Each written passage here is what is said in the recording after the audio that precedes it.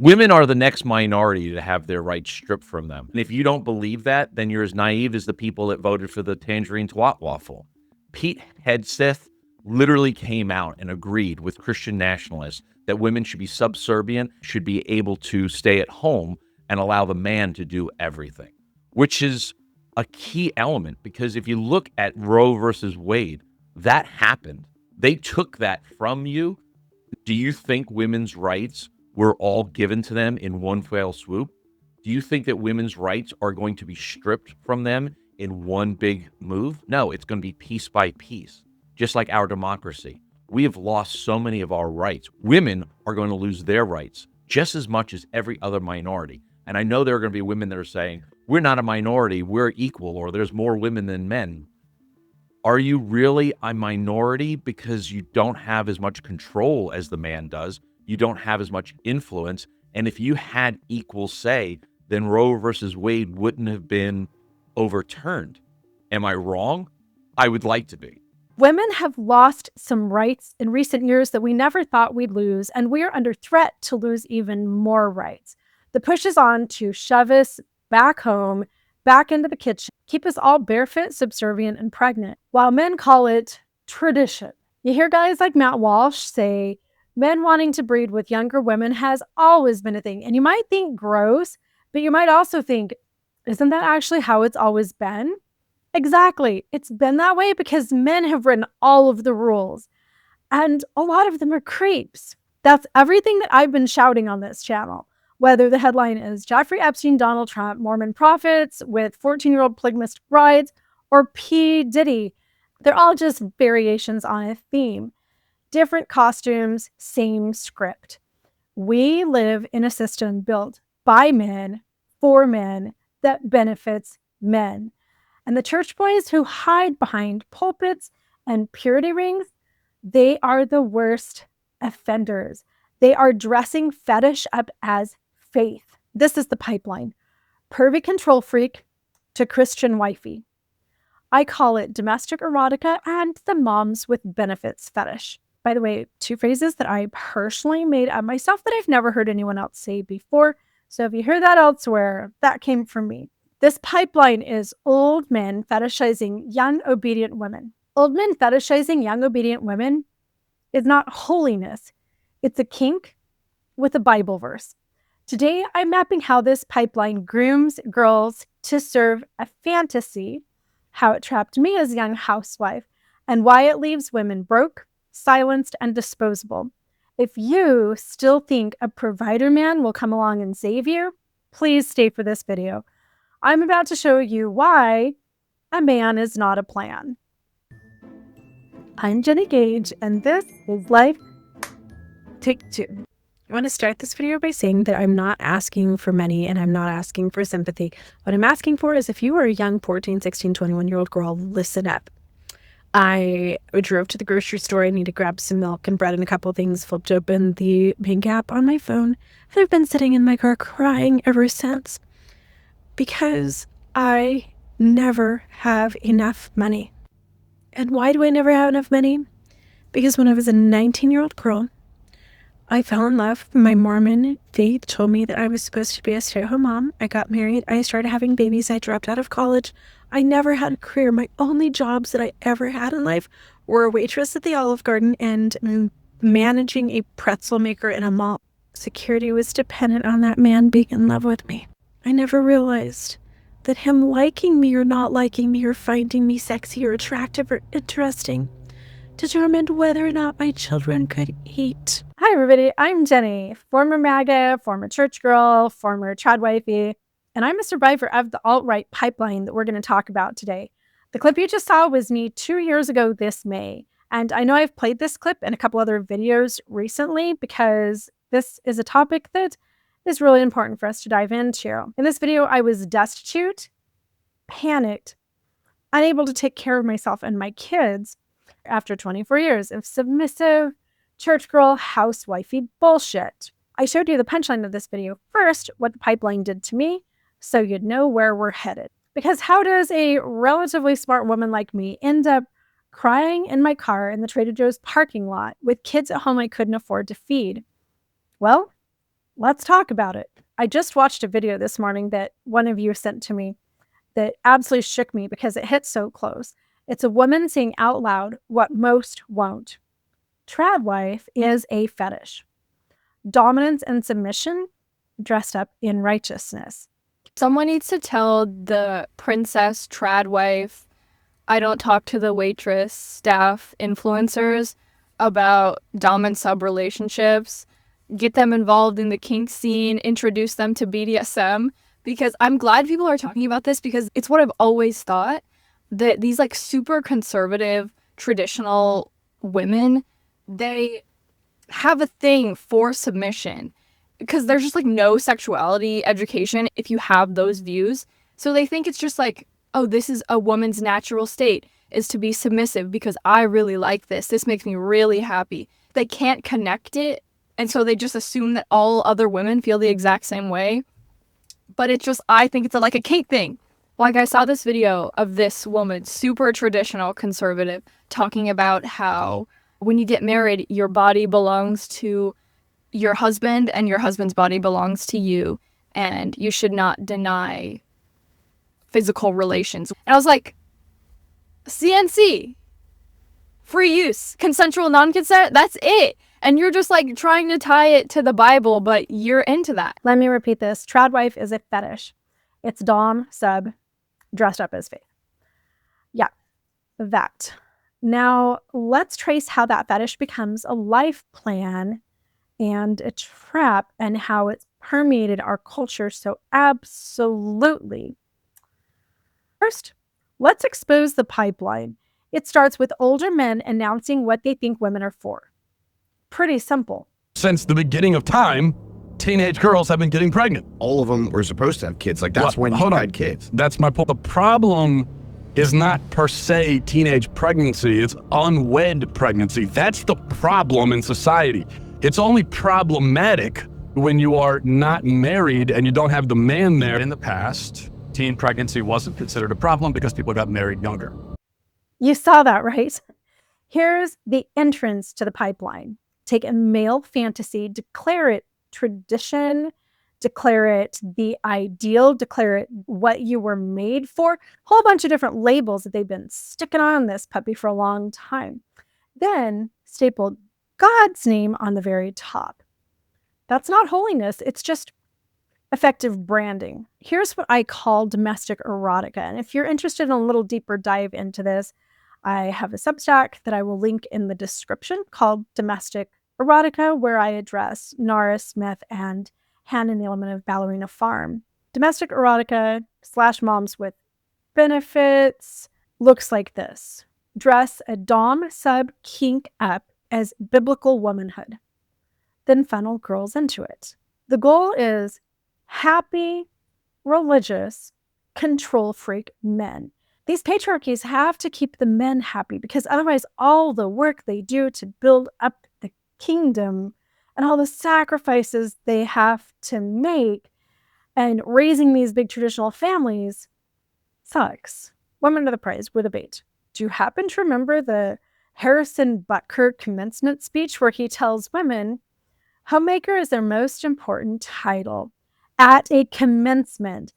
Good job, you got your degree, but real happiness lies in a man. This will be the most magical thing that you ever achieve. That. And this thing is spewed from a variety of different pulpits, but it's all the same pipeline. You know all the ridiculous Bible verses that they quote about what they want women to do. It starts in Eden with be fruitful and multiply and replenish the earth and all of that bullshit.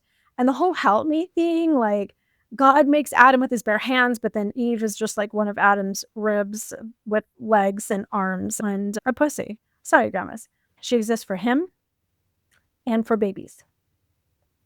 Wives, submit to your husband passages used as a leash. I realized, I'm supposed to submit because that's what the scriptures tell me to do because I was raised very effectively in this pipeline. Ruth from the Bible laying at Boaz's feet. They go out threshing. She sneaks in there like my black lab used to do in my master bedroom, laying at the foot of the bed, hoping I'd notice him and tell him, come here, boy, hop on up on mommy's bed. And shockingly, Ruth is held up as a blueprint. Be sweet, be strategic, be submissive, be chosen, be willing to lay at the foot of this guy's bed, hoping he just notices you. Esther, terrible example. She's just part of a royal harem. And the story is sold as a fairy tale. Like, how many girls in Bible camp are learning about what a great example she is? And she's literally a concubine in this biblical beauty pageant that would have made Epstein jealous, honestly. And then Mary, the mother of Jesus, Mary, a very young girl by all accounts, becomes pregnant by the God who she doesn't even love, and it's her dad. So that's really, my God, what a horrible example she is. These stories tell modern girls, see, youth plus submission plus purity equals God's plan. Ladies, these are texts, not blueprints. But in the pipeline, they're used as grooming scripts. Be young, be quiet, be available, be grateful. And if you're thinking, where are all the strong women in Christian mythology? They're in there too. I made a list. Deborah, she was a judge and a commander. Jael, she nails the warlord. It's a pretty cool story. Priscilla was some type of a teacher. Phoebe, she was a deacon and a benefactor. She apparently had some means of her own to help people. Lydia was an entrepreneur. The Samaritan woman was like the first evangelist, going out telling people about Jesus. Mary Magdalene, she was one badass bitch. First of all, she was Jesus's bestie. She hung with all of the apostles, and she was the very first person at the tomb to see the resurrected main character before the apostles. But you don't hear a lot of the church boys talking about these women. They don't fit the fetish, so they got footnoted. Let's jump out of ancient mythology for a minute and jump into modern American Christianity, because the modern sermons have turned this pipeline into something else. From my own religious background, in 2023, the future prophet of the Mormon Church, his name is Dallin Oaks, told young adults in a worldwide broadcast, don't delay marriage. And he was really specific. He's like, the average age of marriage is bumped up to like 26 or something. This breaks my heart. Don't delay marriage until after you've had your education. Don't delay marriage until you're able to afford a house. Don't delay marriage until you have a job and a career. Get married now and have as many babies as you possibly can. That was 2023. This is the message of this pipeline to young girls. Don't put career before kids. You are a nurturer. You are a caretaker. You were born to be this little trad wifey with your push-up bra and your cute little milkmaid dresses and your cowboy boots, making the sourdough bread. Your highest calling is wife and mother. Translation, this is this great race to dependence. Skip the degree, skip the savings, make sure you can't afford to ever leave, because that's what they want. As a reminder, I was in this pipeline, and that is why I found myself homeless, sleeping in my SUV, peeing in a red Solo cup in a Walmart parking lot overnight, eating out of Catholic food bank type of situations as a result of the pipeline. It's basically a pipeline where the end of it is like hanging over a cliff, over the ocean, over sharp rocks, with like sharks and sea lions just swimming around and they're waiting to grab you on the other end. Let's talk about the grooming mechanics of this pipeline, because they're really important to be aware of. Number one, isolation and authority. Only trust your pastors, only trust the prophets, only trust your bishop, only trust your parents. Outside voices are worldly. I've talked a lot in other videos about how my church created a virtual compound. It was a compound without walls, and the walls were actually just in my head, and it was damn effective. I was stuck in there for 44 years. Number two is purity and modesty policing. Make girls responsible for men's thoughts. Train them to self-shrink. I was such a good self-shrinker that I had to have years of therapy to get me not to just disappear. Number three, economic dependency. This is core to almost everything else in this pipeline. Pushing early marriages and babies, blocking education and careers, and putting this all under this beautiful label that sounds so enticing. This pipeline is built on women being financial dependents from cradle to grave. Your dad takes care of you, and then you get handed off to a husband who takes care of you. Something happens to him. You just have another husband who hopefully, I guess, outlives you, because otherwise you're screwed. And in this pipeline, the women don't have any other roles except for stuff inside the home. You've heard that stupid old Billy Boy song, right? Can she bake a cherry pie? Billy Boy, Billy Boy. There is no Billy Boy verse where it's like, does she have a bank account? Billy Boy, Billy Boy. Does she have a good career? Charming Billy. Billy doesn't give a damn about any of that. He wants cherry pies and pussy. That's it. Billy wants a mom with benefits. They all do. Trust me. Number 4, obedience theology. Just quote, submit on Luke and redefine consent as a wifely duty. I'm not going to expand on that.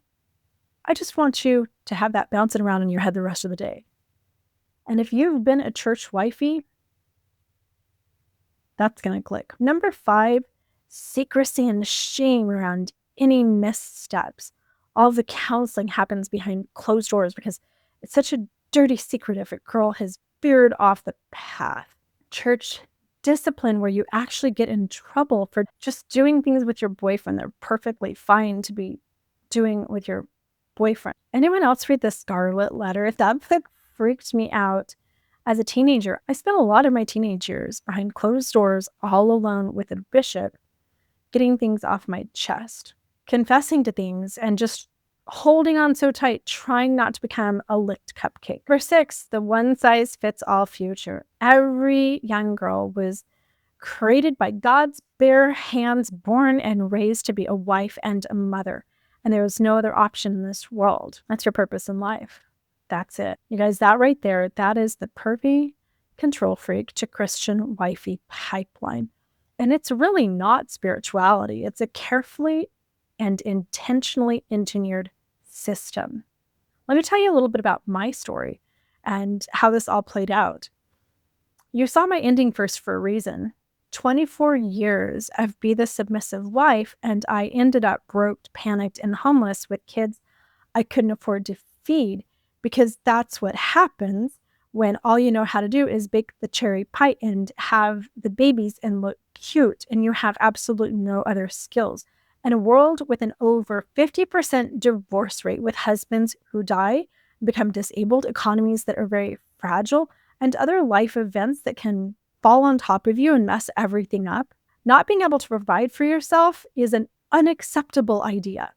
And it always has been. But I didn't know that. I was born into the pipeline, and I did everything right. Church every week, embrace my godly femininity, obsess about my purity, and try not to become that lit cupcake. Find my eternal companion. Next steps after putting the ring on it, obedience. Support his callings, support his career. Be an obedient wifey. Build a home and a family. And when the provider man failed, the system just shrugged. Because dependency is a feature, not a bug. And they can't pick up all of the pieces when it fails. It's too much work. I have a friend who's going through this right now. She has this sassy, classy, beautiful, traditional homeschooling. She never saw divorce or disaster on their horizon. She loves her husband deeply. They have an incredible relationship. He is suddenly and unexpectedly and heartbreakingly terminally ill. She hasn't worked in years. The phrase provider man collapses under one diagnosis.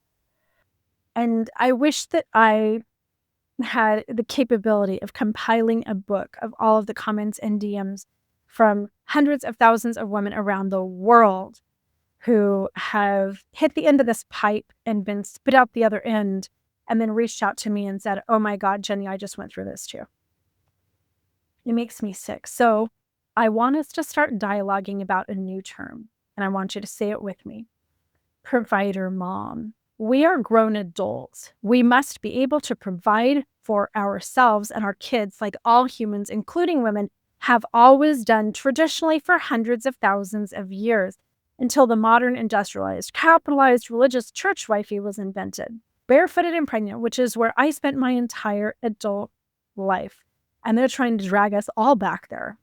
You might ask, why do the men care? Why would they do that? Why would this pipeline even exist? It's because they're too emotionally immature to engage in a vulnerable relationship with a fully mature and powerful, independent woman.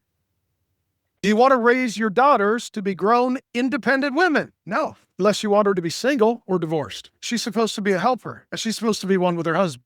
Don't raise your daughters to be grown, independent women. Oh my God, the emotional atrophy that these men are dealing with is mind-boggling. I'm just glad we're not them. Here's another factor. They weren't raised to do the girl stuff like fix themselves a sandwich or run a dishwasher. So they generally cannot live without a house slave. Also, they're control freaks, and we've let them be control freaks, and they're just used to it. It feels good to them. And mostly, they've been raised in a culture where submissive, childish, barely raised women are hot. It turns them on, and they like to be turned on. It's all they've got going for them. Their lives suck. And a little bit of domestic erotica that arouses them, that's all they have. Well, I, for one, think it's time for the pervy, churchy control freaks to grow the hell up and stop. Grandmas, plug your ears. Just fucking stop. And since they won't, it's time for us to just say no. And if you won't say no for you, say no for your future kids, because here's the results of the pipeline. 1 in 7 kids live in poverty. Child abuse is rampant with these guys, as is domestic violence. My whole channel is about my life, take 2, and how I escaped domestic violence, and look at Happy Me. And Happy Me has been in therapy for 7 years. Happy Me tried to end my own life. Happy Me was homeless and miserable and broken, and my children were right there with me. My children were homeless because of me. My children have had their own varying degrees of long-term trauma as a result of mom being part of this pipeline. And alimony and child support stats are pretty terrible. So if you are in this pipeline thinking that you're just going to be married happily ever after, and then you do end up being part of the 50+% of people who get divorced, less than 40% of child support is ever paid, and less than 17% of alimony is ever paid. In my divorce, my ex-husband paid alimony exactly 1 time. The second month after our divorce, he just simply didn't pay it. He did give me a small settlement midway through, which is why I was sleeping in my car and unable to support my kids. So if you're not going to choose yourself, please at least think about your future children. A man is not a plan. Life happens, illness, abandonment, death, addiction. You know who benefits from this system? Let's follow the power. Who's in charge here? The men behind the pulpits or on the mega church stages, these Christian influencers. I mean, that's really all they are. Creepy old guys teaching teenage girls biblical womanhood in small groups, sliding them straight into a kink dressed as a calling.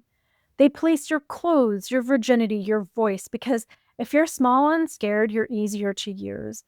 This isn't faith. It's fantasy management for men who want a mommy and a maid and a mistress, that mom with benefits. Here's what the system produces when the bill comes due.